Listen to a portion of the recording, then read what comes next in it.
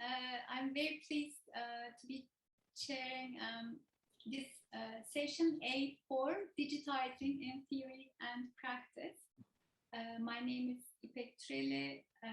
I am connecting from Montreal, from McGill University.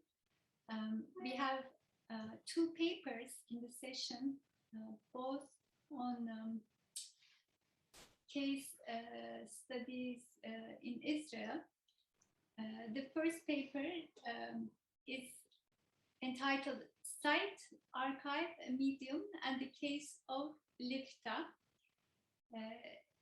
It's co-authored by Mark Jarzonbeck and Elia Keller, both from the Massachusetts Institute of Technology in the United States, and Eitan Man from the Technion in Israel. I'd like to introduce the speakers.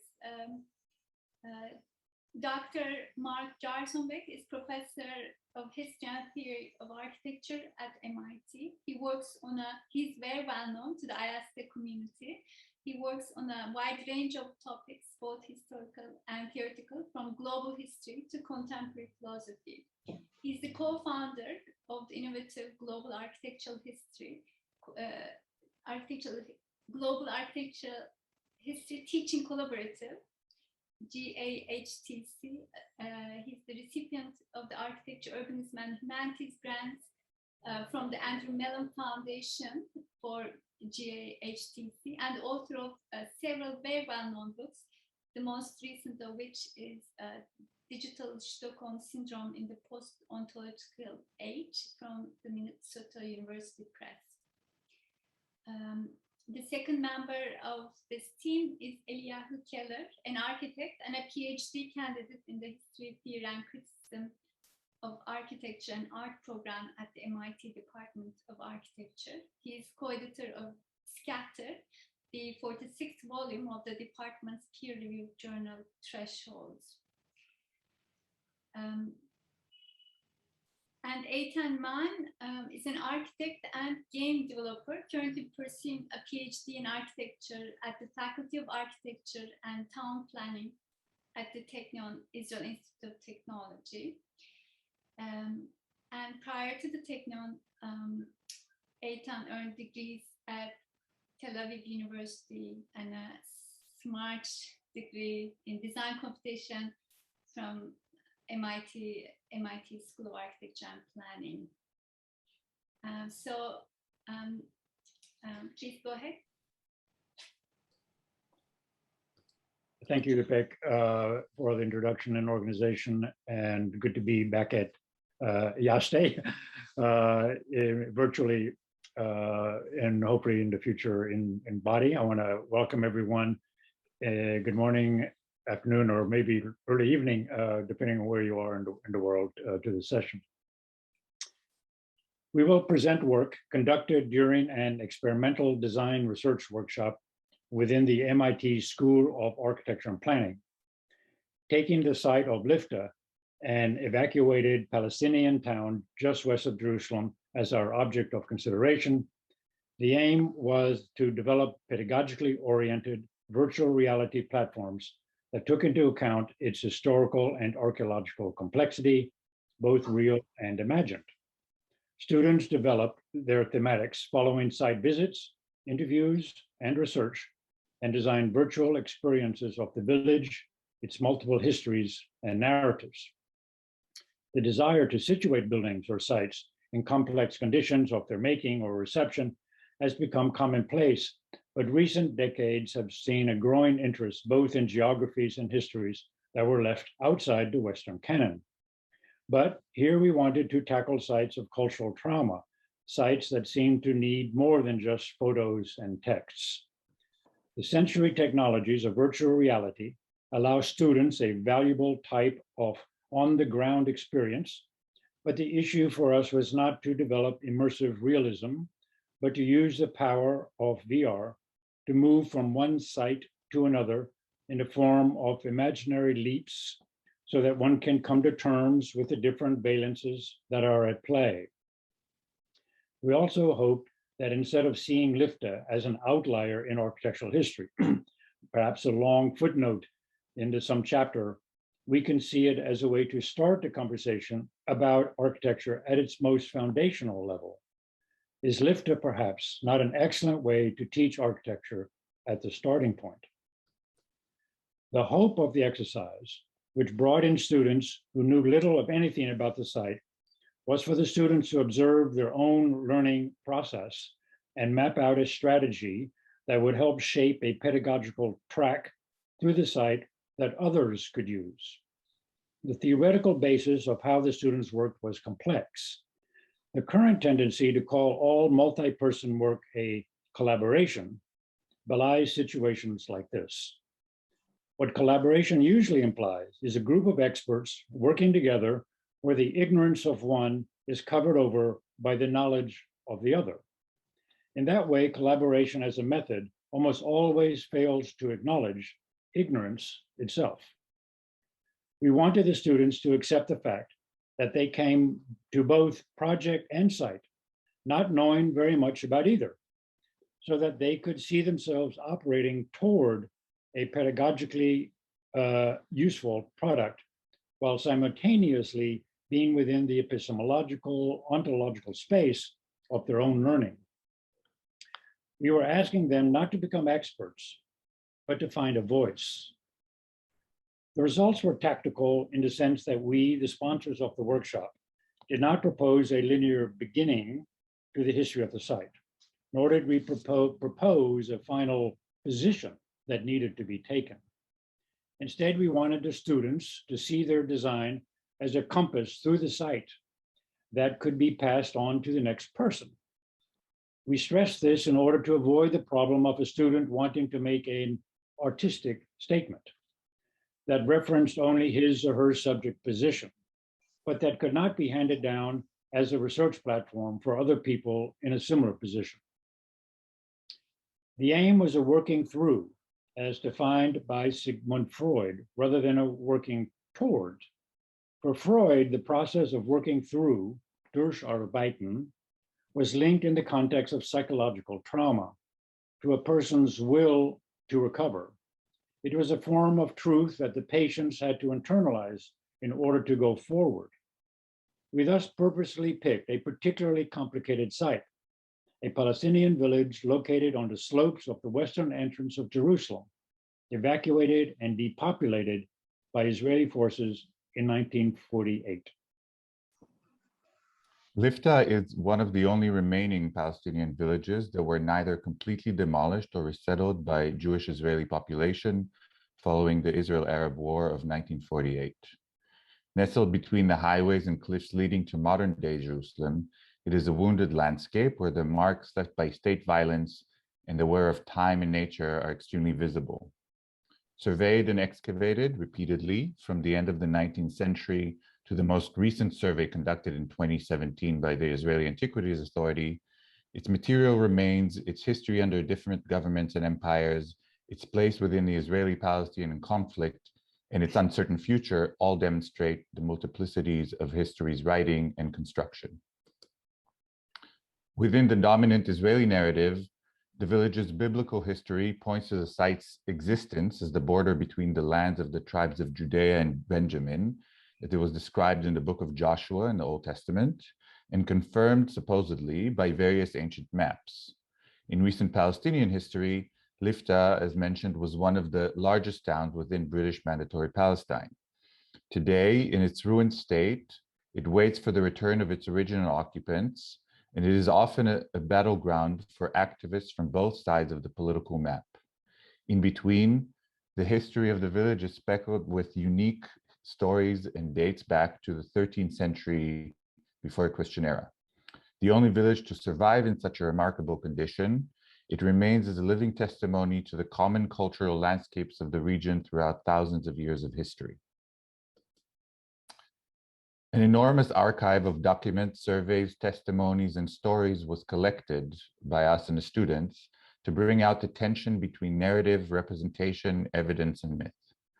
These included a history of habitation, occupation, ownership, planning, design, and surveying, an ever-growing body of visual representation, a history of materials and waste, and their continuous effects on the reality of the site, and a history of activism and resistance by organizations such as the Save Lifta Coalition, or through our main guide to the site, the Palestinian refugee and former resident of Lifta, Yaqub Ouda. Taken together, the site is defined by the temporal scales of deep time, modern history, and urban processes, as well as by the borders of the map. As our investigation began, students were faced with multiple decisions in demarcating their site of inquiry, limited by the scale and reach of the archive at hand. In a way, a study of any architectural site requires such limits to be set. Should it be limited to a particular period? Are only built spaces to be included, or do we include the natural landscape within those limits? And what about the roads leading elsewhere? What about the trade routes, the streams, the terraces, which condition the site's economy and activity? Perhaps the limits should be set in accordance with municipal and legal definitions, themselves malleable and changing through history, their traces found in maps, construction documents, property bills, and plans. And lastly, what are the disciplinary boundaries when dealing with the history of destruction and state violence, such as those appearing at Lifta? Can architectural history offer new perspectives on Lifta's destruction? Following a series of preparatory lectures ranging in topics from history, archaeology, methodology, and technique, students from MIT embarked on a 2-week-long visit to Lifta and Jerusalem. At the site, and in collaboration with archaeologists from the Ben-Gurion University, we used advanced simulation and scanning techniques, as well as an array of archival, historical, and scholarly resources. VR presents an opportunity directly related to its representational capacities and experience that both stretch the boundaries of such inquiries and expose them. The complexity of Lifta's recent and more distant history, as well as its material and political condition, present a unique opportunity for experimentation and exposure. Rather than adhering to VR's hyped ability to transport one into a realistic environment and creating a sense of being there, we considered VR as a move away from supposed objectivity and as a challenge to the very notion of the real, which allows mode of interpretive surveying that are in flux. With a VR headset, one steps into these assembled landscape and is able to inhabit the space, interact with objects within that space, and form a new agency.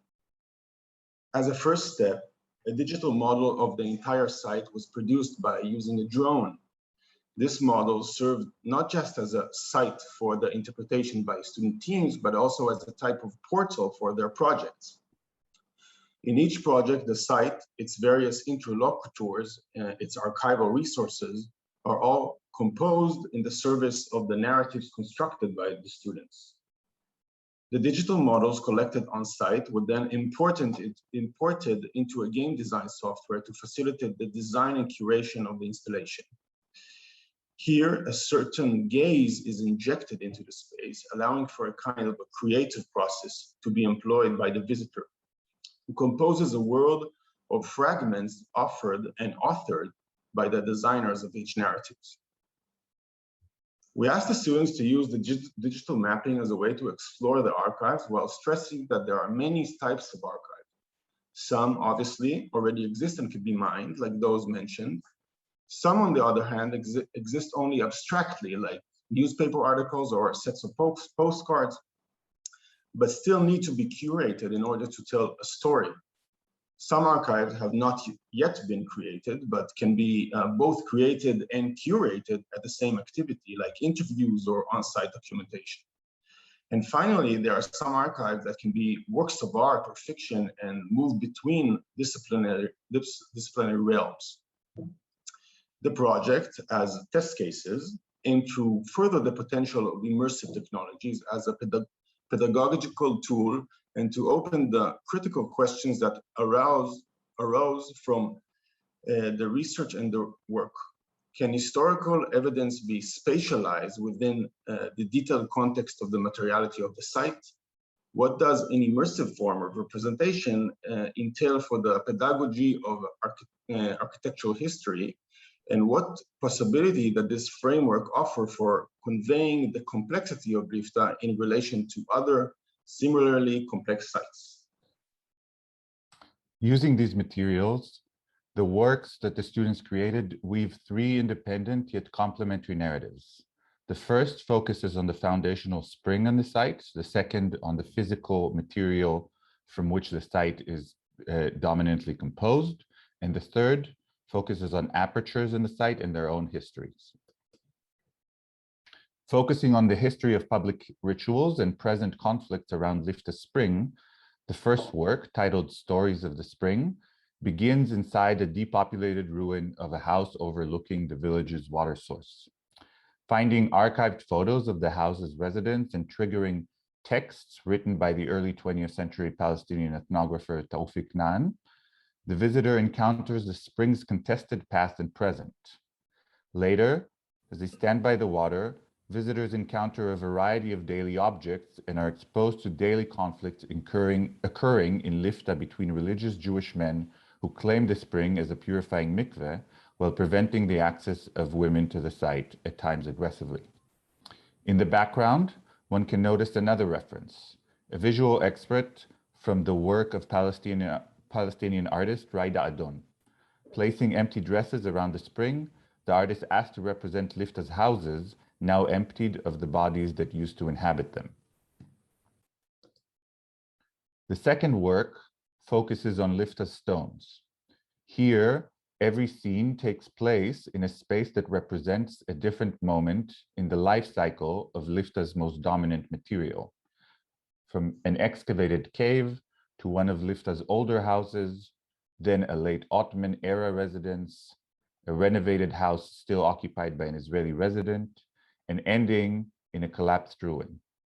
Simultaneously, all scenes are accompanied by the voice of Palestinian memory, as a poem written by Mahmoud Darwish, entitled On the Ruins of Al-Birwa, is read in Hebrew, Arabic, and English. Lastly, the work engages the ideological, daily, and symbolic role of stone. Focusing on Palestinian masonry, the narrative exposes the manner in which traditional methods and labor became an instrument in the service of Israeli ideology and architectural design. Adopting the vernacular traditions that were associated with masonry, modern Israeli architects often employed the stones of Lifta in the cultivation of a biblical imaginary for the design of a contemporary architectural work. To emphasize this, the narrative begins and ends in a space that is several kilometers removed from Lifta, the Mamila Shopping Center by the Old City of Jerusalem, designed by Moshe Safdie, a contemporary architectural project inspired by the stone masonry embedded in Lifta's stone and their history. The third project is titled Openings and examines Lifta's history through the array of the apertures on the site, some of which are natural, some designed, some created by violence and war. The VR experience begins within a space that employs the notion of a kind of cabinet of curiosities. Here, the project offers an aperture museum in which various scanned openings are arranged.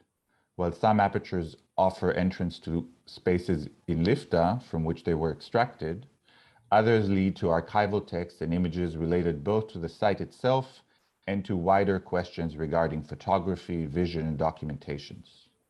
Others connect beyond the limits of Lifta and provide the audience with connection to related geographic locations, such as other Palestinian villages or sites of conflict throughout the world. Together, these works demonstrate several of the capacities that VR holds as a technological platform for critical historiography and critical thinking. Wearing the VR head-mounted display and moving around a gallery space, the viewer is required to take action, to move within representations, image and text and sound, as a part of an unfolding event taking place in accordance with one's action and the feedback of the machine. The participant is not a passive observer of the archive, but the archive maker, collecting and connecting materials from various sources. This invites a sort of a theatricality in which the observer becomes an actor of sorts, not unlike an archaeologist who is recreating a story from the materials found.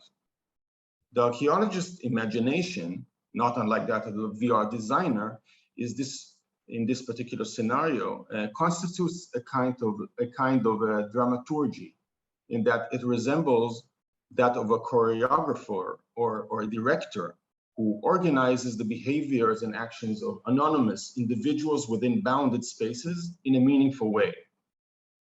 As soon as archaeologists begin to replicate, reconstruct, represent, and restage the past, they invariably employ the scenographic devices and dramatic techniques of theatrical practice. VR, with its immersive and interactive constellation, brings the choreography of archaeology to the dislocated observer and literalizes their subject position by asking that they lend their voice to the narration of history and take responsibility for that utterness. These technological affordances enable one to generate multiple forking site archives in which the viewer becomes the narrator of the history constructed, another voice to be accounted for as she generates narratives in real time in a sort of performative unfolding of archives, images, and historical materials in space.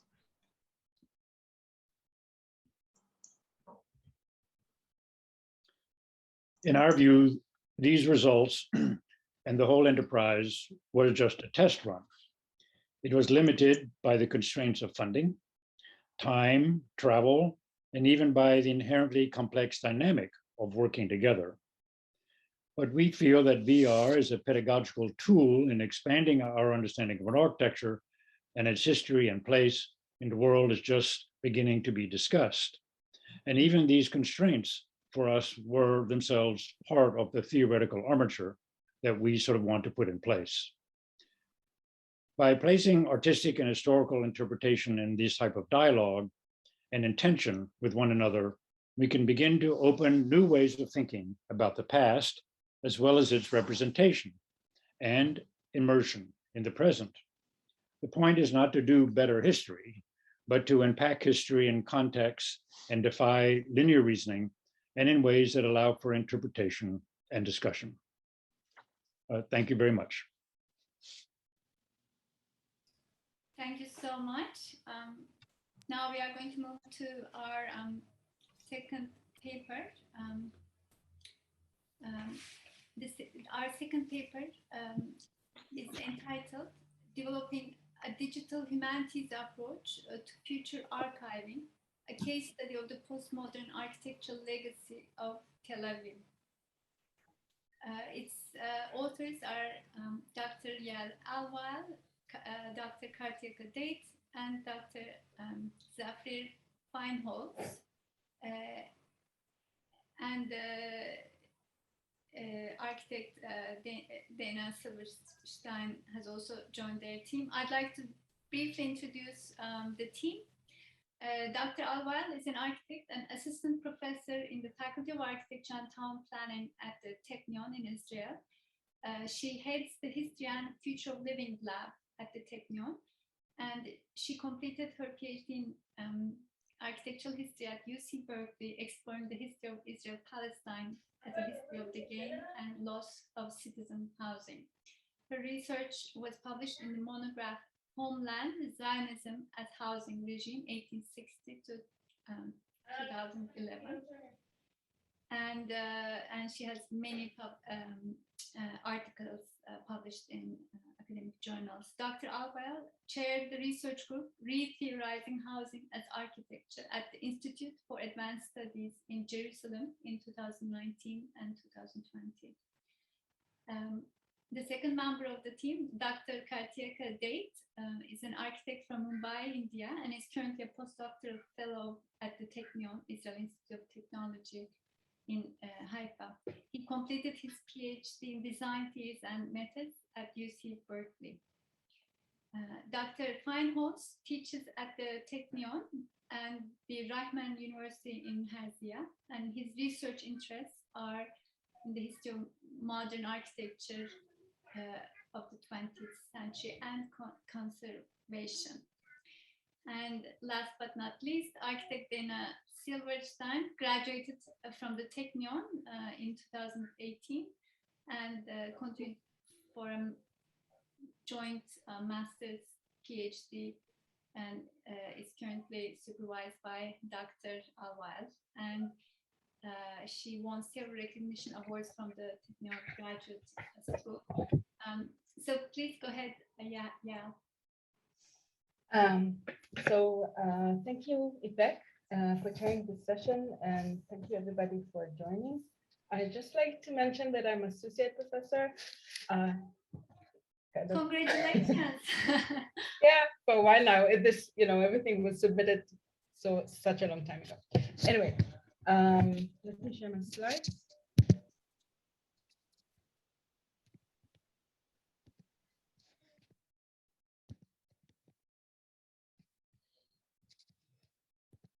So the title of our paper is Developing a Digital Humanities Approach to Future Archiving, a case study of the postmodern architectural legacy of Tel Aviv.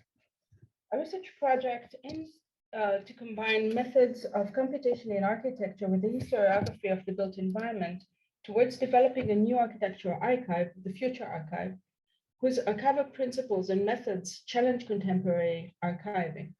The trigger for this endeavor is a grant for research of Tel Aviv's 1980s, 1990s built heritage commissioned by Tel Aviv's Preservation Department. Rather than providing a list of iconic Poma buildings and architect bios, we chose to take the Historic Urban Landscape, or HUL approach, now accepted by the Preservation Department as a policy for preservation and development. The HUL approach involves addressing historic landscapes beyond individual iconic buildings, providing large-scale analysis and policy facing neoliberal development pressures. In terms of our research of the city's built heritage of this period, HUL approach involved examining the architectural features of thousands of buildings. Even though this type of research question would typically fall within the field of architectural history, we have reimagined it as a problem at the intersection of architectural computing, architectural history, and preservation. By inquiring into the status of the architectural archive in this age of increasingly democratized picture production of the built environment, thanks to the proliferation of digital cameras and the internet. As a discipline, architecture has been archiving its built or visionary products through the creation of well-defined records of architectural facades, plans, drawings, models, and other objects which have typically been curated in private or public archives or publications. Such archives are selective at the outset since they relate to the work of a particular architect, a particular school of architects, or particular projects. Already in the 16th century, architects produced books defining building types and forms, and by the 19th century, these even developed into sample books which portrayed historic styles. The relation between the notion of style and history in the portrayal of the built environment became a dominant factor in traditional architecture history classification, which tends to use well-defined canons of buildings, either by building types, notable architects, historical periods, etc., in cataloging and archiving its physical and theoretical knowledge, as we all know.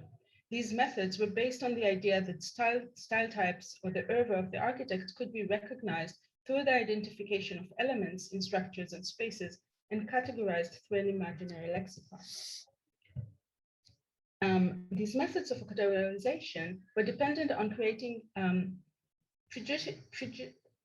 prejudicial assumptions on the character of architecture of a period or locality, and required models which are defined by preordained components and characters that were identified through a preliminary process.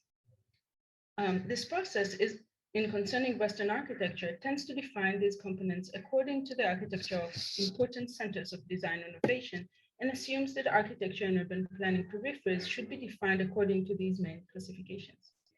As a result, variants in the different localities are conceptualized as transgressions from the canons and are cataloged as such in a system which archives them accordingly.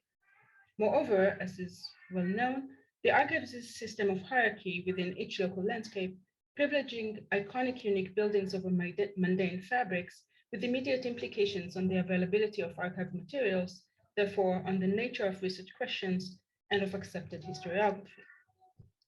The analytical task of classifying and categorizing buildings and elements of buildings has a long history in architectural scholarship, starting from the classical orders to the work of historians like Witthofer, Pevsner, and Frampton, urban planners like Lynch, Creer, and Harberken, and mathematicians like Alexander.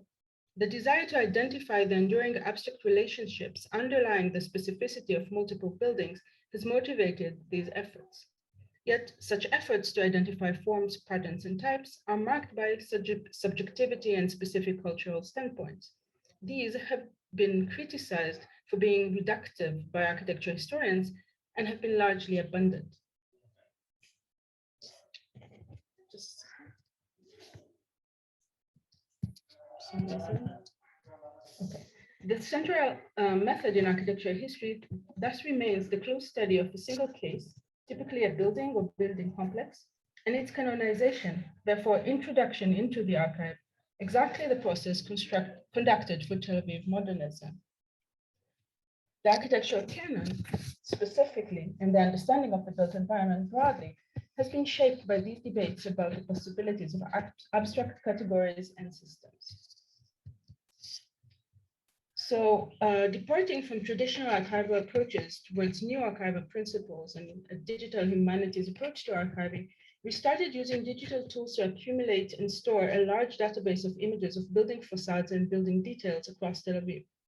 Image records like Flickr, Instagram, Street View, etc. Are available via the advent of the internet and recent advances in digital image production and storage. They constitute a new resource for testing existing assumptions about architectural styles, categories, and periods. While photographs have existed for nearly 2 centuries, these digital searchable, photographically mapped pictorial records offer scale and diversity which was unavailable until recently. Nonetheless, currently, methods for taking advantage of these new resources are still rare. Acknowledging the importance ascribed to the facade in postmodern architecture theory, rearticulating architecture as a referential visual and spatial language based on historical vocabulary, we were fascinated with the facade as a realm of inquiry into the history and meaning of the Tel Avivian dialect, if you will. We identified the potentiality of the street view image dataset of street frontage of every building on the street at a given point of time, providing geolocalization data as well as visual standardization, namely resolution and scale, while at the same time, multiple images from many angles of each facade.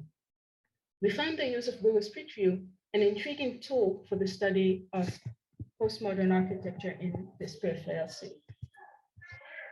Technically, we implemented a system to extract pictures of facades from the Street View data so that a sufficiently large dataset of 52,000 images from across the city as our initial archive. In order to conduct meaningful archival and search of this record, we ventured into the field of computer vision. The developing field of computer vision is based on the premise of training a computer to conduct automatic semantic recognition of elements within digital images. The first set of research questions engaged face recognition. Sorry, this was a bit wrong.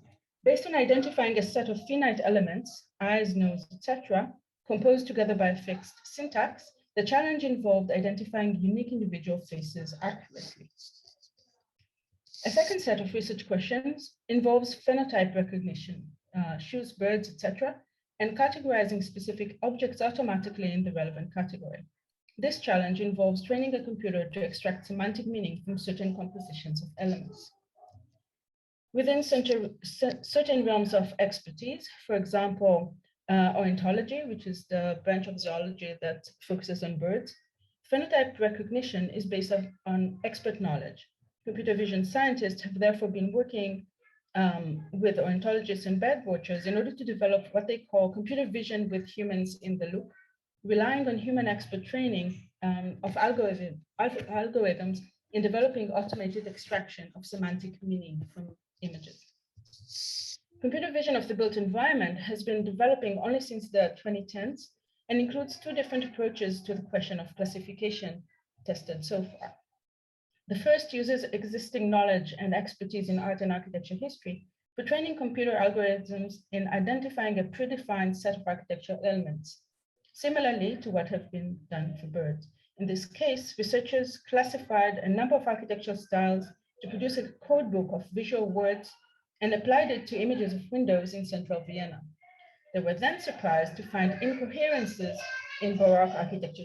Just a second.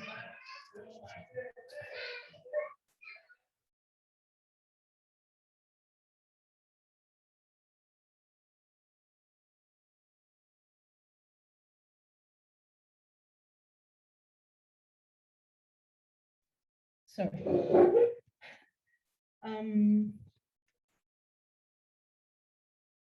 In this study, scholars codified artistic styles and applied them to an image of a streetscape to produce algorithms of artistic style. The use of our expert knowledge in architecture and art history by computer scientists in categorizations and, in a sense, the very choice of the research question can make us cringe.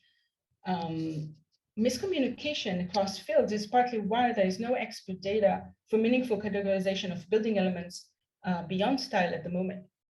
Building query and floor query, very popular image data set used by computer scientists, basically bring up the same results, namely facades.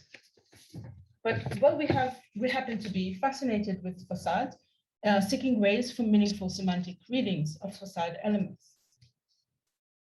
So upon examining the dataset, we soon recognized that definitions of style which were used in archiving the city's past and instrumental in defining Tel Aviv's UNESCO-declared modernist legacy were actually unuseful and unproductive in categorizing the elusive features of the city's 1980s and 90s architecture.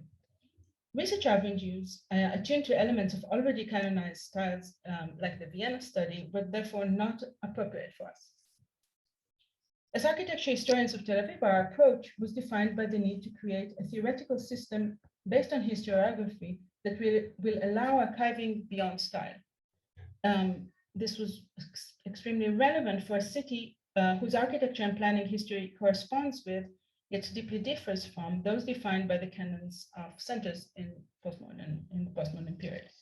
In response, we looked to develop feature sets for the postmodern architecture, namely as a set of semantic swatches characterizing facade elements unique to Tel Aviv's formal architecture,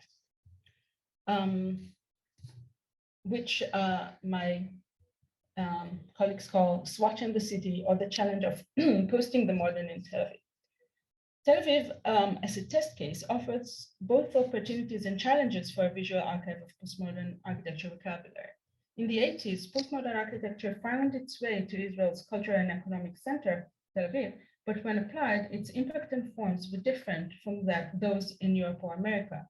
If you look for canonical elements of Tel Aviv, Tel Aviv seems to be a poor candidate for testing postmodern theories, historical references, and urban design. The city, which was founded in 1909, has very few examples of ornate classical architecture. And as it was designed by a modern planner, it has no historical market square and roundabouts. More than that, since the 30s, the city's architects and institutions opted for modernist architecture and brutalist architecture, which prevailed well into the 80s. The historical architecture of Tel Aviv was thus that of modernism. Its position in circumstances different from that of former centers brought for the formation of another postmodern vocabulary that begs for another method of defining and archiving, one which demands constructing archival methodologies that would allow the identification of facade elements by distincting them as different from those of previous periods.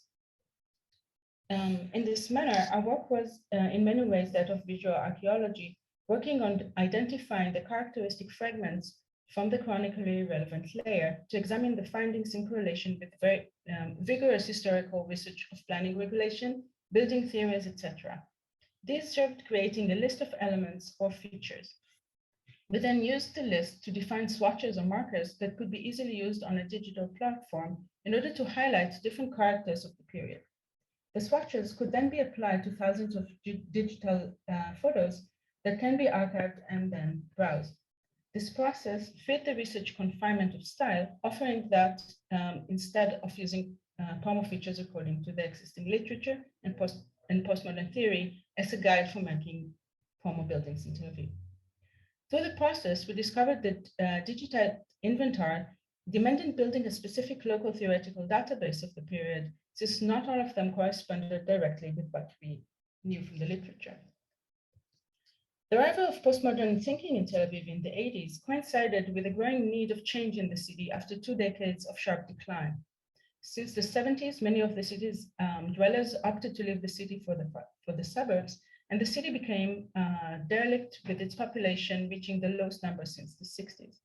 Tel Aviv found itself with a planning division that had no architects and was motivated almost entirely by the private market and the government. Tel Aviv mayor became active in promoting changes in the city and reviving city center, but using the city's planning administration.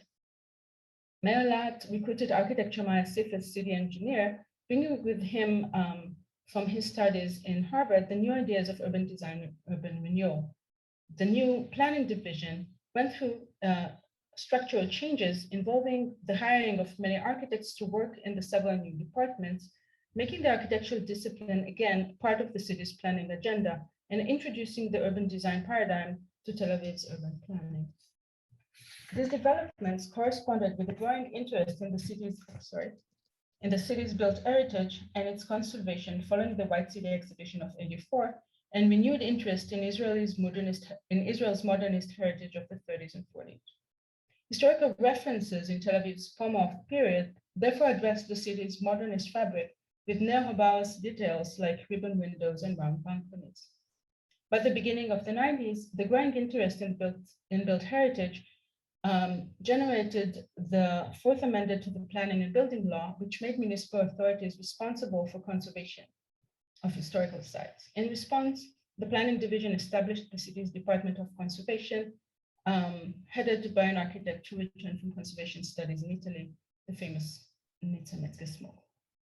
The new preservation department determined what additions and added floors to the groups of historical buildings should be built in a setback from the original facade in order to preserve the building's original appearance.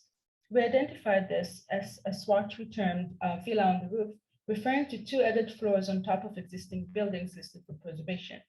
This feature appeared when conservation gained statutory status, determining the architecture terms for additions to listed buildings. The result was an array of building additions of different shapes, materials, and size, making the issue of stylistic canon irrelevant, yet marking an important feature of the postmodern period, combined into the newly introduced idea of urban conservation by reflecting 1990s materials needs and tastes. Controlled facadism was the motor behind the new demand for controlling the development and forming of all new facades and new developments, not so much by the do's, but by the don'ts. An example was the staggered balconies ordinance of '92, which demanded that in all new buildings, balconies should be built with no less than 2 stories difference in height from one another, in order to prevent inhabitants from closing their balconies by walls and adding more living space to their apartments, which is a common practice in the city. This ordinance was meant to prevent an unruly, ugly, impoverished facades, and were meant to ensure that the facade's final appearance would be determined by the city's architecture department. This approach understands building facades as urban design. Jumping balconies, as they're popularly called, dominated the architectural vocabulary of Tel Aviv for more than 2 decades and are therefore another important swatch.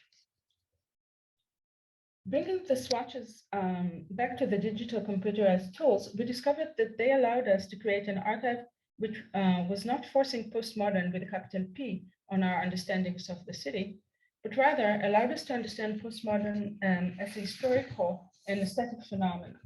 Using the swatches digitally allowed us to find the personal and unique history of this city. The abundance of visual big data and the mechanized, profoundly researchable digital tool freed us from returning time and again to the canon and vocabulary of postmodernism and seeing the unique Palmer phenomenon of Tel Aviv. So this is the kind of the process analysis of the digital system. We have a paper published on that, so I will not be dwelling on this, but I can send you the link to the paper if you like. So initially, we included labeling each facade for all 11 swatches that were identified by the expert team. We then selected 5 of the most easily labeled swatches for mass yes/no labeling by students.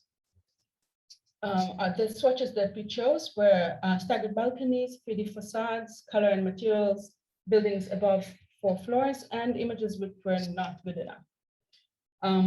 Using this approach, we train models for features or combinations of features that we identified to be of interest, and what we term swatches, in the pictorial record of buildings to help classify buildings from larger sets.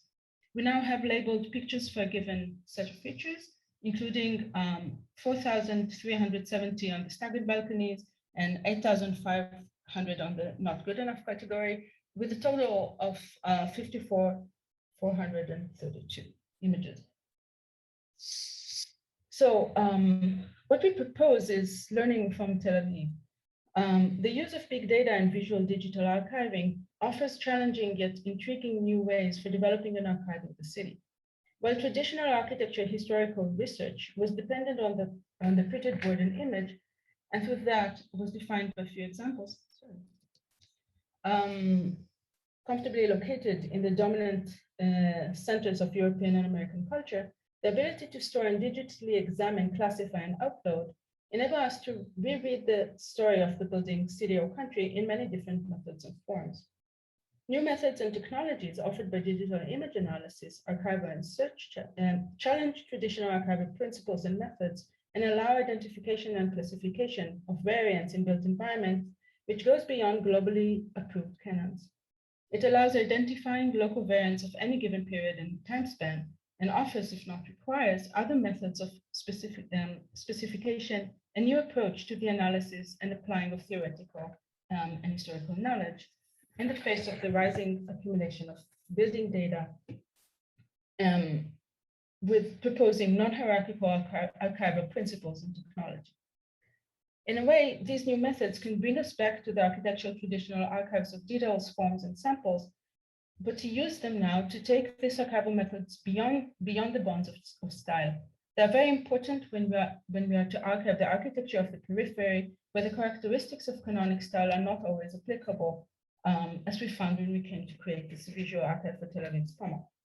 Coming from the field of architecture history, our approach was defined by the need to create a theoretical system that it will allow the archiving of a period in a city in which developments in architecture and planning correspond, yet through sheer locality, were much different than those defined by the canons of POMA. The case of Tel Aviv shows how the building of a set of locally relevant swatches of classification can be used as a site-specific method for archival, which combines the visual, historical, and theoretical. The tools developed can then be applied to any country or city by developing its own set of swatches and criteria by expert historians. Instead of using canonized styles and then breaking the local characters in order to fit the forms, we suggest to map the local phenomena to go toward a site-specific visual research. Since the postmodern phenomena could learn from Las Vegas Strip, so why can't we learn from Tel Aviv? Thank you. And sorry for the interruption. Thank you so much. So let me check the questions. As our audience members prepare their questions, I'd like to start. First of all, it was really interesting, the juxtaposition of the papers. I have because your paper in its title is on archiving, and digitization is a form of archiving. So I have a mutual question for both of the teams, both of the papers. And I also refer to Derrida's famous text, Archive Fever. He warned in that text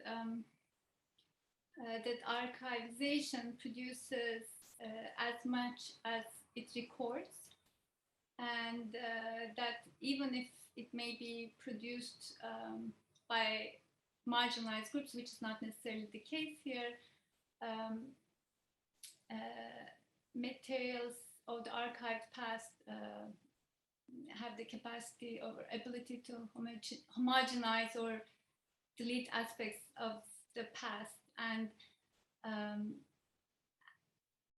I was wondering if you had reflections on what's deleted, especially because it was very purely image-based, and I understand the impetus. You know, it's the base of digital humanities, right? We novelists look at, you know, like not quality but quantity, how words have been used and changed over time, but then they use it to say something about societal change. And I was wondering, what do we learn? And then what, in your opinion, is deleted in these modes of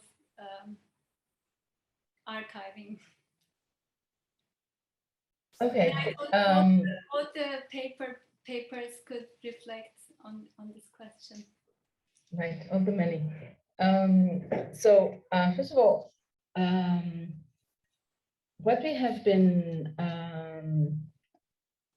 so the 80s and the 90s, this is like a very close history, right? We are, and already what we have been trying to, well, it's not really here, but in a sense, the history of this period of postmodernity is not very developed yet, right? Most of our discussion of postmodernity is theoretical rather than historical. So this is an attempt to do a historiography of postmodernity in this specific city whose legacy is modernist. So modernism is the reference, right? So unlike most iterations of postmodern architecture elsewhere here, the historical references are modern, which is quite peculiar. And what we were, in a sense, expected to do is generate kind of a canonization process for the postmodern layer of Tel Aviv, very similar to what has been done for the modernist layer with the UNESCO codification, which had an immense impact on the history of the city, on its neoliberal development, and generally on the narrative. And you could easily see that the narrative that I was providing was quite different from that of Jerusalem, which was provided by the previous team, right? The history is really bracketed in the modern, right? Comfortably bracketed in the modern, right? And so what we were trying to do was to, first of all, open this up, and we were using the HUL approach from preservation, kind of as a conceptual opening of the entire built environment for observation, right? So when we use this Google Street View data set, we look at everything. And so our attempt was to, first of all, try and see what do we see there, and then try and find ways to read that en masse. And so what is it that we don't see is quite evident, right? Or yes, Mark.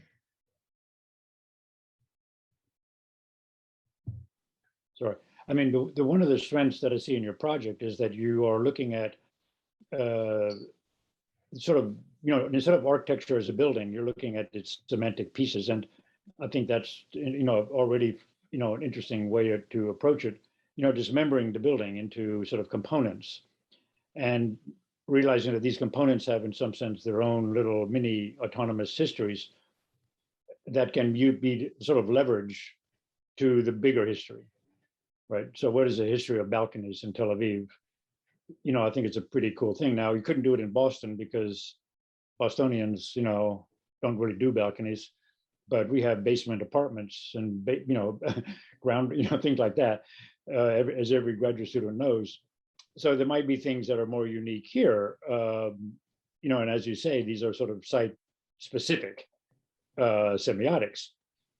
But I do think, looking at the building not as a whole, but as its sort of semiotic elements, and seeing how you can leverage that, I think is really a pretty critical part of what you're doing, and I think it's cool. In a sense, we are looking not at the building, but at the image of the facade of the building, right? At a very, very thin element of the building, right? That's right. And we are trying to see how we can read this thin element using, well. And the other thing is, but your work is that, it's aimed, I was maybe going to ask a little bit like who's going to be using this, but I would say in principle, the way I understand it, it's going to be used by historians.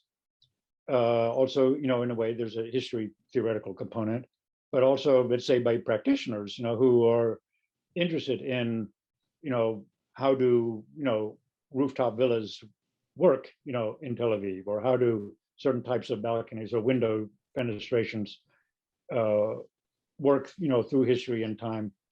So I'm assuming you're also trying to sort of see this as a way to include the practitioner into the conversation. Yeah, well, one of the products we were supposed to produce, not produced yet, for the city was a GIS layer for each of those watches that would allow the city to map exactly where the certain iterations of the architecture vocabulary of the city occur. This is important also because it reflects certain kind of processes of development or trends of development in certain neighborhoods of the city. Places where you have those additions, for example, reflect certain developments of city planning, of the developers' interest. And so this was initially supposed to serve the city planning department. Architects are, of course, addressing this as a means to start figuring out what architecture proposals they can offer the developers in the city. So yes.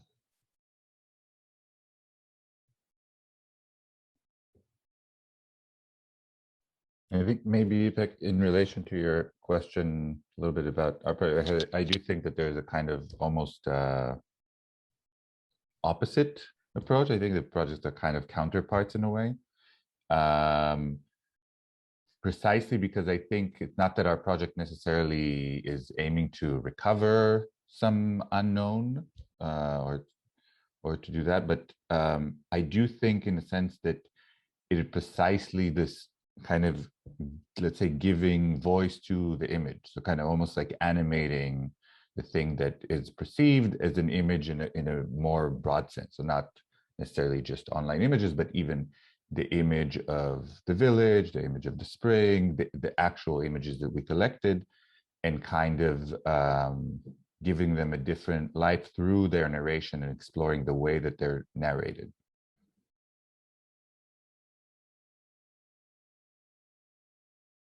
I just like to say that we have discovered new findings. Okay, so new data. It's just that if this was a question to me, was it a question to me earlier? it was a response to my question. Okay, I think there is a question for the other paper in the chat. Yes, what I would like to, well, thank you, Eli, for addressing my question on behalf of your paper. There are some questions coming up. What I'd like to do is to invite audience members, because we are a small group, to speak your questions, please. So here we have Xiang. Am I pronouncing your name correctly? Please go ahead.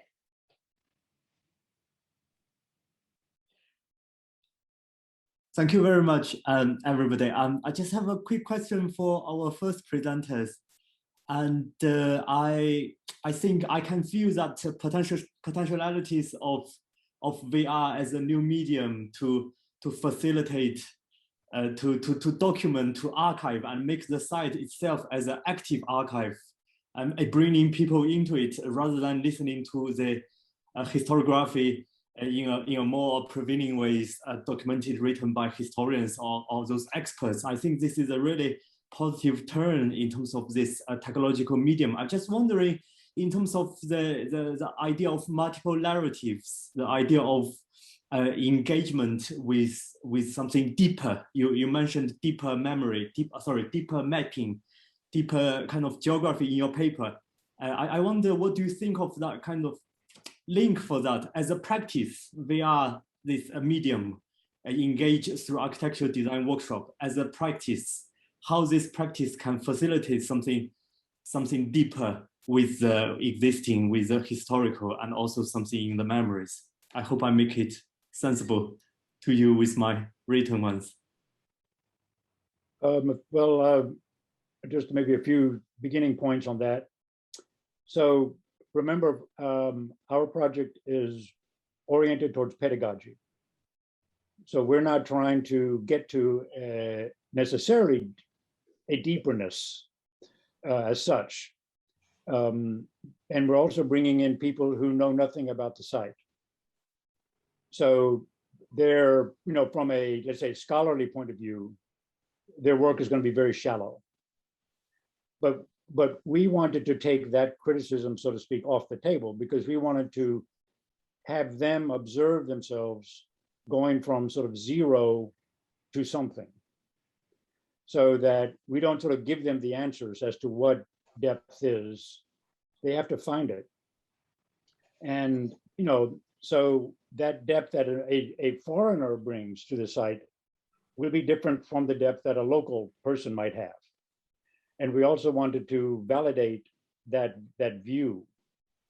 So instead of seeing the local as the person who knows everything and the foreigner who knows nothing, we wanted to bring the foreigner and sort of have that tension, or the outsider, whatever you want to call it, be part of the pedagogy as well. Because almost all learning, 99% of it, is basically, an outsider gaze, but we don't really theorize about that or talk about that. So I don't know if that exactly explains what you're trying to get at, but we're looking at a type of sort of composited depth rather than a single depth. Yeah, to add to that, if I may, I think two kind of key points that kept coming into our discussion is VR as a kind of space that could react to another phenomenon that we see happening with VR, which is this kind of hyper-realistic, rendering of spaces in which you kind of walk into, let's say, Jerusalem during the time of King David or something of that sort, and you see things as they supposedly were. But so we were trying to react to this thing and actually produce experience that is an assemblage of historical evidence, of witnessing, of documents, not necessarily smooth, not a smooth assembly, but a fragmented one that will really express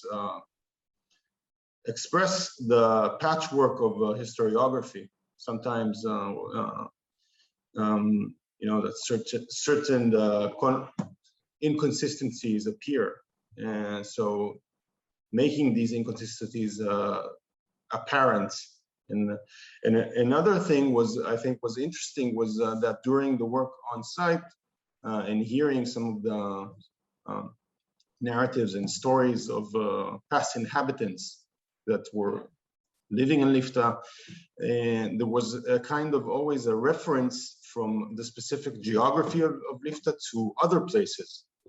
For example, Yaqub Oude, which we mentioned during our presentation, is a Palestinian refugee, and he spoke of refugees fleeing to Beirut or Jordan, and he stood in the room and pointed towards the direction, referring to some far away geography, while in the VR we could actually use this and create this kind of hyperlinks in time and space, rather than this kind of linear space, aiming towards this non-linearity, which many times appear in literature and literary form, or in witnessing, whether it's oral history. So I think that was like a thing that we found, and definitely demands further development. Yeah, and I think if I could just add one point to that, it's important to also understand this both in relation to what Mark said, that this is not comprehensive by definition, right? So there is, it's in a way open, kind of inviting addition to it, but it's precisely this idea of challenging even the notion of the archive as like the institution. If we talk about Derrida, like the place from which law kind of comes. So the archive here is not an authority, but it's something that is always composed and is never finished, never comprehensive, never done in a way. And that's how I think the multiple narratives are supposed to constantly thicken it and produce these kind of various degrees and ideas of what depth is. I want to follow up on that, but I see Yusuf had his hand up for a while, so. That's fine. My hand did get tired, but you can do your follow up first, and then I'll ask the question. I really appreciate that you problematized. You talked about limitations, and you also problematize the issue of representation and the ethics of outside the researcher, and propose this pedagogical experiment as an in-between space of exploration. And with pedagogical experiments, there's always this question of how do you measure the impact? Because most of what you presented, I'm talking about the first paper, is, and perhaps also for the second paper, is about intentions. And how do you test the effectiveness?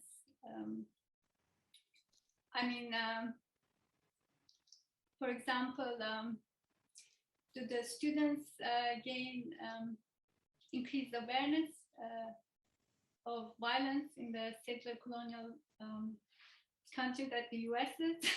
What's the kind of test for effectiveness of this pedagogical experiment? Are you asking us? Yes, that's okay. It's an example. The effectiveness is, it's a good question, and we saw this as just a test case anyway. Mm-hmm. And part of the effectiveness could be that we're actually doing this, but bigger and better now, in a site in Berlin. So, the effectiveness was that the granting authorities here at MIT really loved it, and they said, okay, we will, have you do a different version of it with more people, more universities, and so forth, and a bigger site even. So, in that sense, we think it, has promise. the real effectiveness will be when architecture teachers begin to use these headsets and begin to sort of incorporate them into their teaching. That's what we're hoping for, right? At the moment, the headsets are basically erotic fantasies, of something or other that have nothing to do with anything in terms of our discipline. So what we're trying to do is sort of say, no, there's a lot that can be used here pedagogically and critically as well. And that might take 5 or 10 years, or some studio professors begin to finally realize what you can do with this stuff. Yeah, so just to mention that the installation was on in MIT at the MIT Gallery, and then in Delft, and part of I think the project was inviting people to experience this. It's a very kind of individual experience, and then just kind of talking to them. And I think one kind of thing that happened is this very emotional response. I think that VR triggered something more emotional than what would usually be in a gallery in which you have some images and perhaps text on the walls. So that was interesting. So I want to go to Yusuf. Yes, go ahead. Yeah, thank you. Yeah, I'd like to thank everyone for this. And this has been connected to me on a personal level, because I am kind of, I've been working on this emotionally with this whole Israel-Palestine kind of situation. And I love this project. I love how it's really putting out the narratives in an immersive way. And these are two key words that I was thinking about, the narrative and the immersive. So because your narratives that you have, Mark and his team have portrayed, were more towards the literature and the previous writings on the city and from the poets, and Mahmoud Darwish, I really love to hear his name. But then you have the immersive side, which is basically VR being accessible to everyone, and then includes people that don't necessarily agree with your views. So I was interested to know, how was the kind of the political reactions to your piece of work? I'm really interested to hear about that. Thank you for the question. I can speak a little bit to that. I think we were anticipating varied political reactions. I wouldn't even call them necessarily political, various opinions, both about the topic and the method and the right to do this and so on. And I think we tried really, really hard to constantly put ourselves in the position that we're in a way asking our students to be in. So to both recognize to recognize that we are yet another kind of layer of narrative makers, right? Just by coming from even a place like MIT with its own history and with its own difficulties and implications and finance and a million things, then we are already implicated in something that we want to kind of consider with ourselves. So I think, I won't go into particular stories. There was this person who got upset. There was this person that was very happy. It doesn't matter. I think there was a moment where in the exhibition where a fairly old white American couple who lives in Boston and works with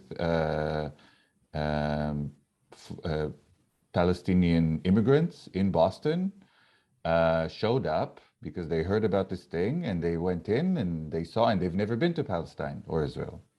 So it was the first kind of time, and they like Eitan mentioned, there was a kind of very emotional reaction, and then it developed. I happened to be, there sitting, showing them around the VR, and then it developed to a 45-minute conversation about the project, the people, the architecture, what does it do in an architecture school, and so on and so forth. So in that sense, I think the impact was varied and different, which is in a way what this project is almost hopefully designed to do. And in that way, we think it was fairly successful. Thank you for that.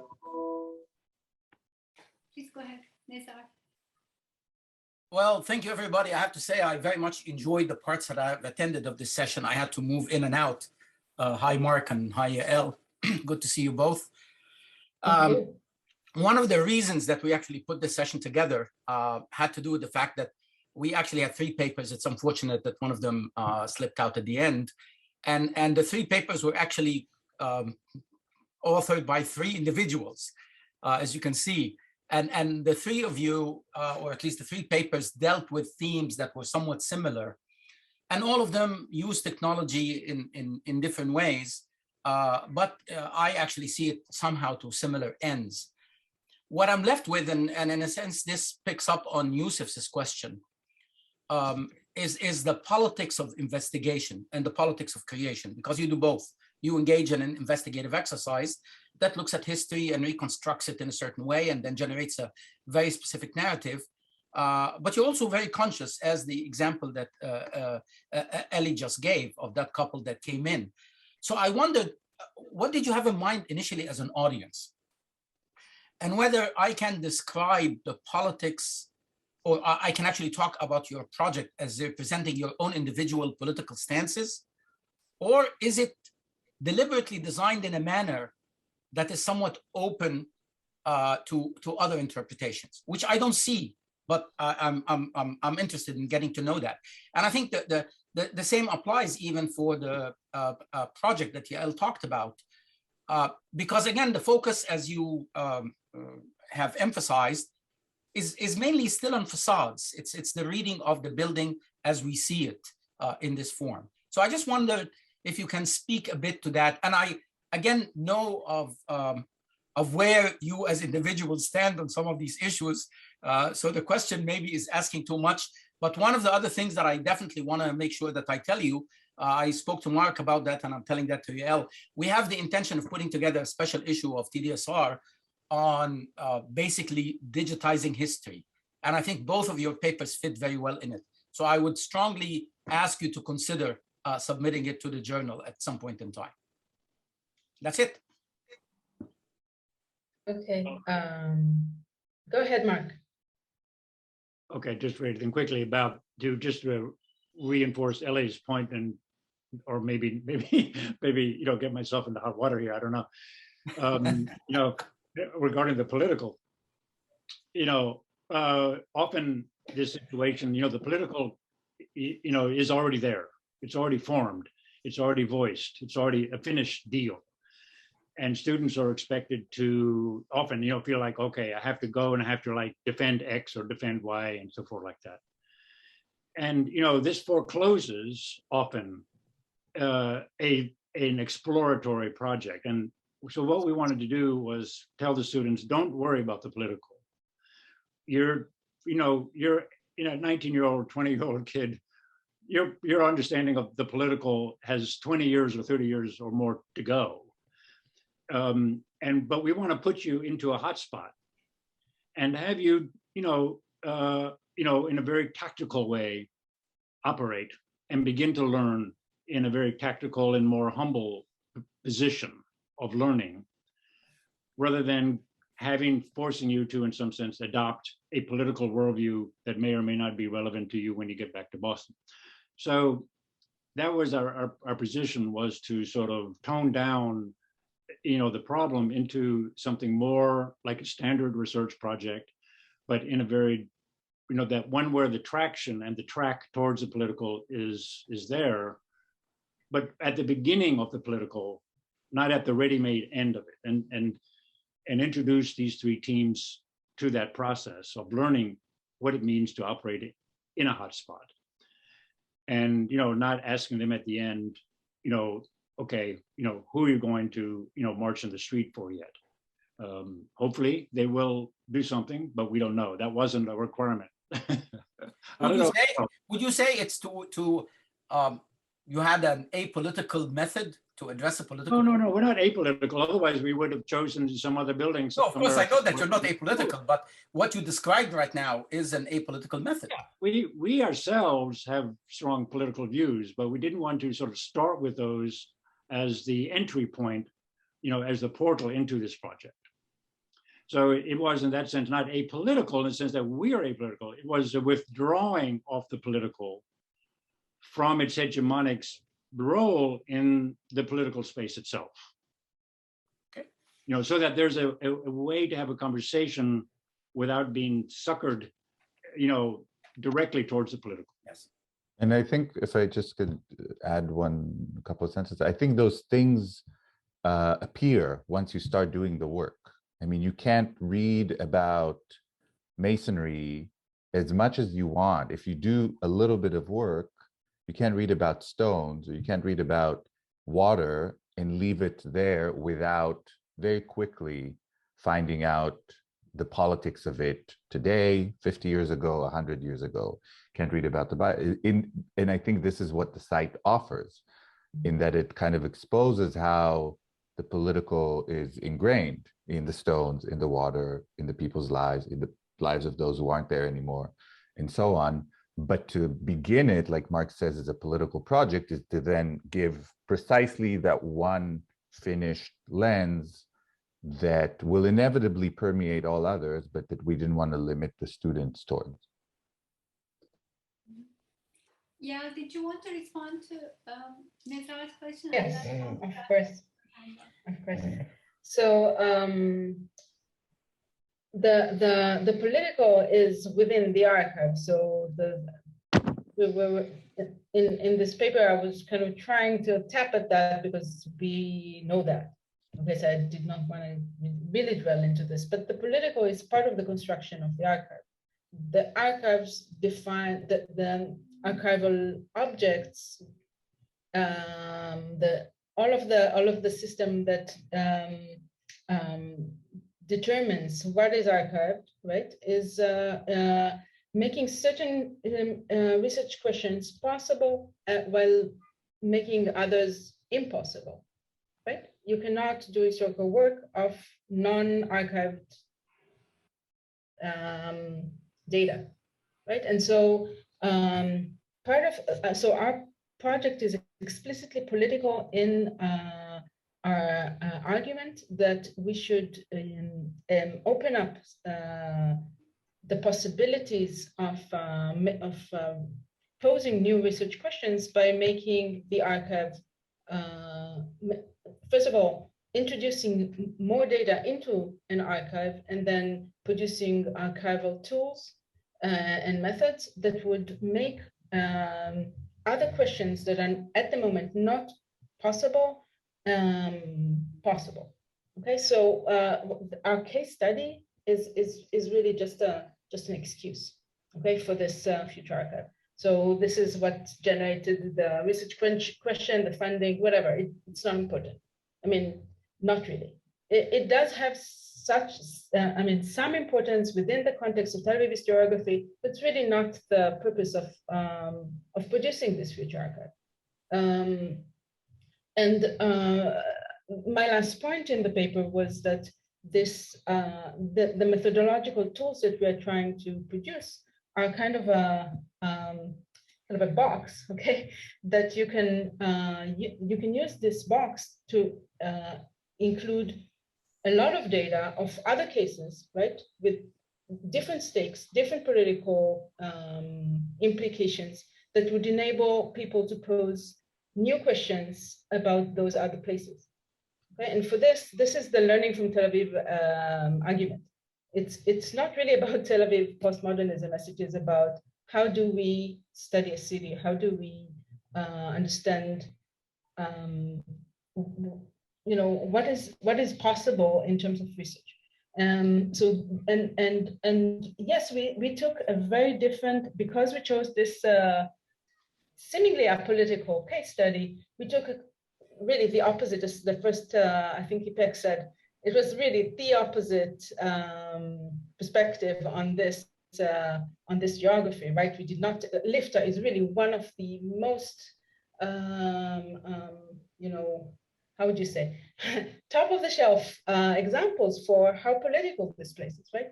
How important the study of the built environment is for unpacking whatever, all the processes and their history. So what we did is try to unpack this from the other side of the seemingly apolitical elements, but in order to actually not dwell on that, not spend a lot of time on those questions that you have been posing at Mark's book, and push forward on the structure of the archive. Yeah, I hope this was this. Actually, I have a. Is it okay if I have a comment for the first paper? I found it fascinating that what your project reminded me the most was my favorite museum, which is the Tenement Museum on the east side, which is completely non-technological space, right? It is, but I think in terms of what Eitan, I think, mentioned, the emotional aspects that the two projects bring. One of them is by visiting the space using all kinds of artifacts, and your project using VR. I think there's a really important emotional, immersive, really element to history that you're pointing out here. So let's say in the Tenement Museum, you choose what floor to take, right? What historical narrative of a specific community that of immigrants to New York City. You often choose the one closest to your own, narrative or history or whatever story. I assume some of your students did the same. And so I think there's kind of an aspect, an emotional, non-technological aspect to the technology that you're using that I think would be really important to unpack and flesh out. And I think it may be useful in getting this incorporated into classrooms and your pedagogical goals. It turns out that some of these technologies are actually very emotional, and they kind of kind of work on the senses in a very direct way. But I definitely agree that this is not new.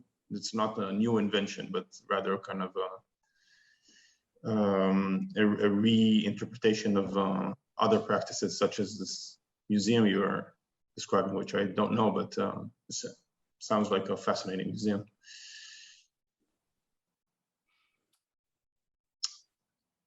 Ipek, I think Montia has raised her hand for a while. She's waiting to come in. So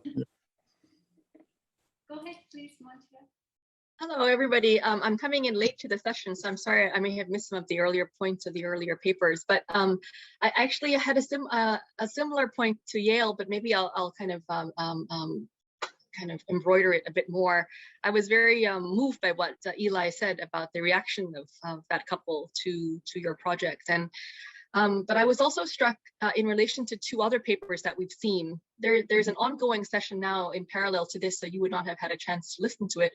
But it's two young researchers out of the Université de Montréal who are looking at a role-playing game, Assassin's Creed, that creates historical reconstructions of different cities. And they looked at the particular version that was looking at 18th century Boston. And then they did this very detailed, they came up with a verisimilitude index using Kevin Lynch's 5 elements, the path, the line, the path, the node, the edge, and so forth.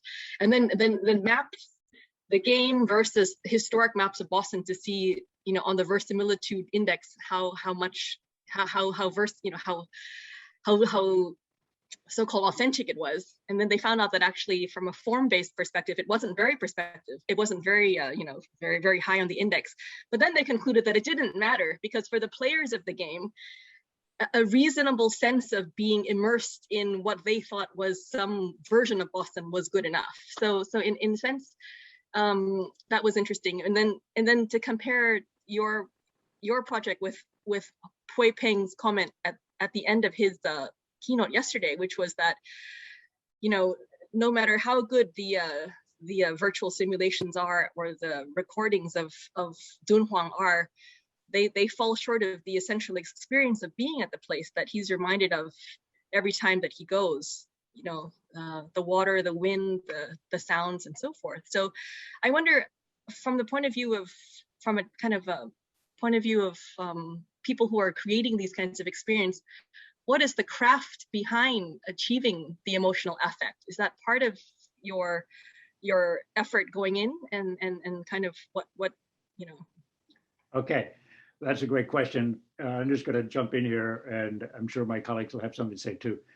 We wanted a very imprecise craft. We were not interested in verisimilitude. So we wanted all the disjunctures to happen. You know, we told the students, you know, the drone mapping at some moment ends, and that's the end of the world, right? That universe is finished, and out there is blackness. And that blackness is, in some sense, sort of both a problem and an opportunity. So, you know, we wanted the misfits. We welcomed, in some sense, you know, the misfits, the rough edges, the pixelated, you know, landscapes of the trees, you know, that didn't get properly filmed, you know, and so forth like that. And that always reminds you that you're in the matrix, right? So, you know, but the matrix has certain capacities, but you should never forget that you're in the matrix, right? And so I would think that's what we were trying to get at. Just just a small comment. I just read this paper as well. I mean, Max Leblanc, the author from McGill, is also a friend, and we actually co-taught a course last semester. And I think it's really fascinating that Ubisoft, the company that develops this game, becomes this major agency for preservation. And they start to accumulate all these information about cities and different places around the world, in Egypt and in Jerusalem as well. And reflecting back to our project, I think when you ask there was a question here, what are the audience that we kind of aimed for? I think at first we aimed for audience clearly for pedagogical kind of either students or scholars in the field of history. But clearly there's something else here which is relates to entertainment or some kind of cinematographic, a new kind of cinema that is somewhere on the borderline between fiction and scientific history, and kind of drawing that or not drawing that borderline is interesting, I think, and moving between these two realms is really fascinating. It happens in a way in Assassin's Creed. Yeah.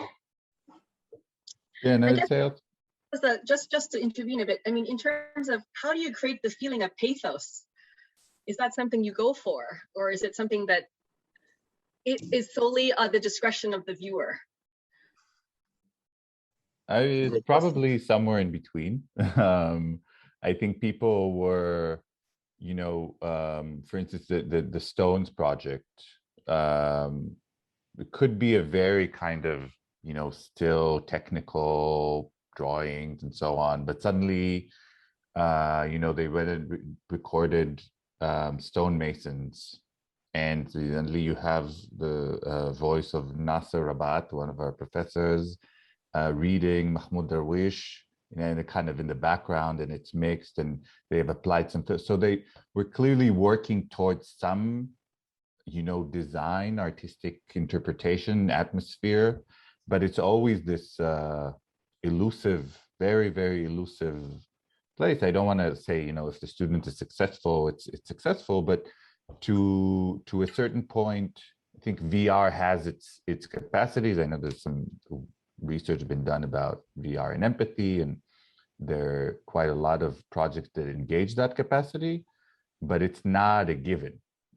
So I think we were certainly not asking the projects to be empathic, but we had a sense, I think, that dealing with this site and with these histories and with the things that we saw, and you know, you meet Yaqub Ouda in Lifta, it's almost impossible to not bring that empathy to then the work.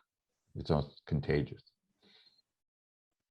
And one more thing, I would say that at the end we realized what was really nice about the student work. You know, it was very slow. Right? In other words, you know, you would move from room to room. You know, you weren't jumping across streets or swinging from chandeliers, you know, like you would in the game. I mean, it wasn't about speed and drama, and you know, it was almost just the opposite. It was a very slow telling, largely because when you're in the VR set, you're in the gallery space and you can only move 6 feet in any direction. So, you know, you have to sort of use those 6 feet to get to other places.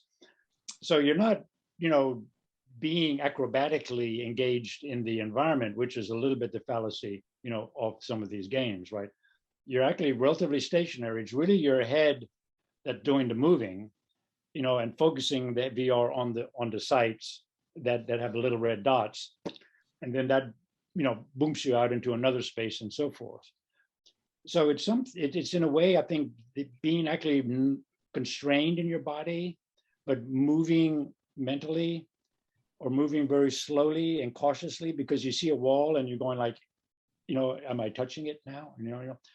So the actual very slow motion activity of the body in the actual space, I think, helped to produce a sense of, you know, physical, you know, empathy with what you're seeing and doing, right? As opposed to the sort of the rapid acrobatical world that we often associate with VR. I want to ask a question about the accumulation of the work and the longevity, because especially when we were studying at Berkeley in the 2000s, Yehuda Kalai collaborated with faculty like Nezar, with faculty from the School of Journalism to do, and anthropology. There were many projects with like Çatalhöyük, West Oakland, 7th Street, kind of, they used game engines to create these multi-user interfaces. For example, the Oakland project was on reviving the jazz scene of the African-American heritage of that area. There were many educational projects and none of them are available today. And I want, because these platforms keep changing, and for example, for Yas and her team's project, the availability of the databases are suspect, you know, it's reliant on certain platforms which may be redundant, and how, and this is a question of digital humanities in general. We see many pioneering projects, they have disappeared from the face of the earth because the institutional frameworks are not there, the platforms have changed, people don't have the grants coming in to kind of sustain the transformation of knowledge. I think Nezar experienced this with his Virtual Cairo project multiple times. Yes. And where do you see, is there a plan, you know, like a, in fact, let me add to that, because I think Mark and Yael may have also some reflections on that as well. I think the issue is that many of us who engage in these projects accumulate quite a bit of database material. And in fact, sometimes it's very difficult to acquire it.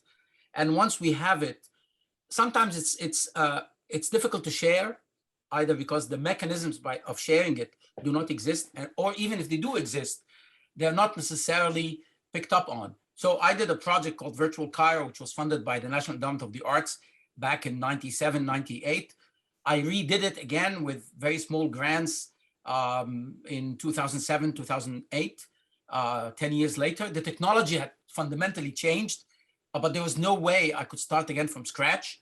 And today, that just simply exists as a video that Nasser Rabat shows to his students in a 29-minute video clip, if you will. It's nothing more than that.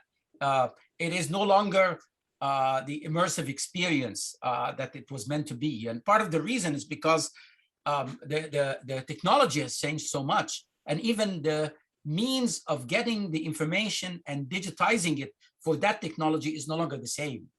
So I think the question is, so what's the future of your projects? Okay. So our projects are different in this regard. My project, the group's project, is in a sense composed of two elements. One of them is the data, the images, right? Here, our solution basically relies on much larger forces like Google. Interestingly, you know that Google archives all the historical layers that they have of the images that they have taken of all the cities. I mean, in Israel, this includes villages. I mean, this is like very, very detailed. This is actually becoming a super important archive of the built environment, right? And I don't hold it. In order to get the data, we had to purchase the Google Street View IPA and extract some of the images. This is just a drop in an ocean of all the images that Google hold of, and plus for many cities, they have the 3D models of this. So, the archive is, I don't hold the archive of all of this, and therefore, this is not something I'm even addressing as a problem. Okay, I'm not trying to hold all of the digital images of the city. I mean, this is not part of my project. I'm relying on this, amazing influx of data. So the element that I am responsible for is this machine, in a sense, right? It's kind of a computerized machine to read it. And so we are now using what is contemporarily the cutting edge technology of convolutional neural networks, DNNs. This technology is so, or even state of thinking, right, is developing so rapidly that Kartik, whom you know very well, who's working with me on this project, actually needs to update it every few months. This is like really for a historian, this is super challenging because this kind of demands of me to suddenly see the world the way that computer scientists from the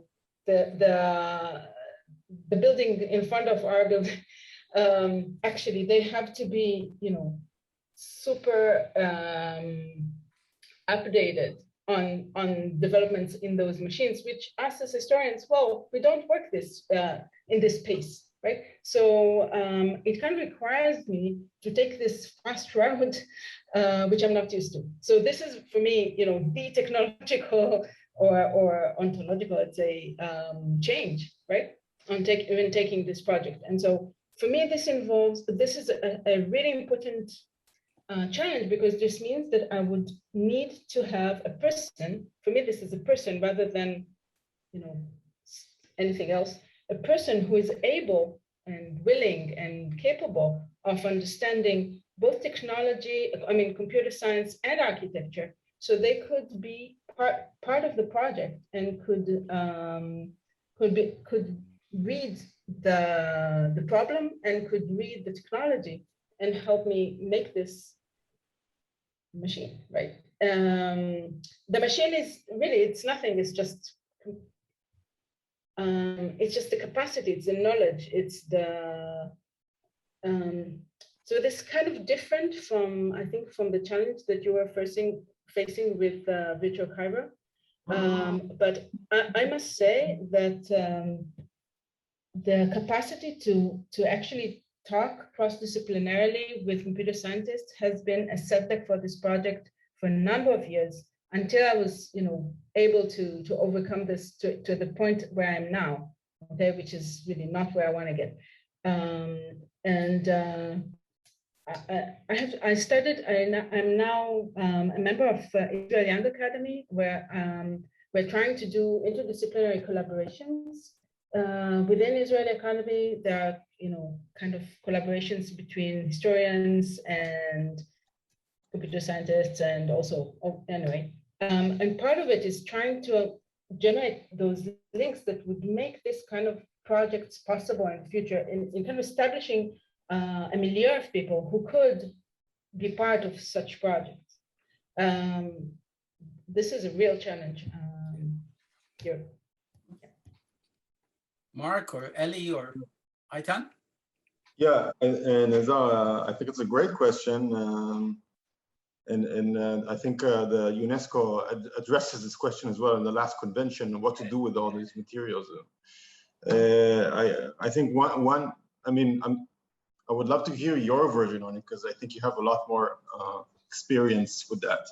I almost gave up, to tell you the truth, because I realize, my version of it is very simple, is that I think we're at the very beginning stage of something that is so big that none of us can really comprehend it yet.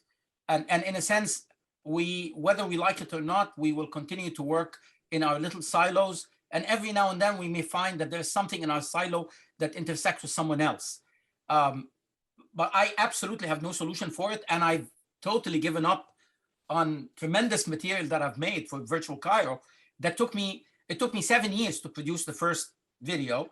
And with Gökçe Kaynakoglu and a number of others in Berkeley, it took me another 2 years to be able to get it to a level where it was acceptable visually, if you will, by the technology of 2007. It is outdated now. And I just don't have the time nor the interest to go back and revive it.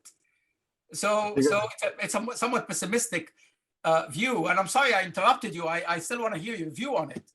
No, I think it's fascinating. And I think archaeological departments should take the challenge and open, archaeology department for these kind of monuments. The dialectics of technology, right, is of course its seduction of permanence, which is complete nonsense, right? And it's a criminal and cruel world in which we live in, where we try to find anything that's stable.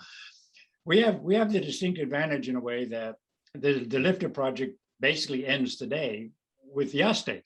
We did a project. We had our seminar. We had a workshop, and we presented it to Yaste. You guys graciously accepted it. We presented it, and now it's done. And so we're doing it another version of it, and that will be with technology that's now 2 years later better and improved and cheaper. So we're not really looking for this project, so to speak, to be anything permanent, because we've accomplished our pedagogical mission. Now, of course, we're hoping that in the future, these technologies will become stable enough so that, we don't have to repeat this whole thing all over again 5 years from now if someone wanted to do it. That would be sort of be the hope. But the way the digital currency works is that that's not going to be very likely. So I would like to congratulate both the teams of researchers and both projects, and I would like to thank you and the audience, obviously, for engaging in this very rich discussion. And in concluding the panel, I'd like to remind you that the session was recorded and will be available for viewing after the conference. Looking forward to further conversations and reading more about your upcoming research endeavors in this line. Thank you so much. Thank you, guys. Thank you. Thank you all. Deepak, Nazar.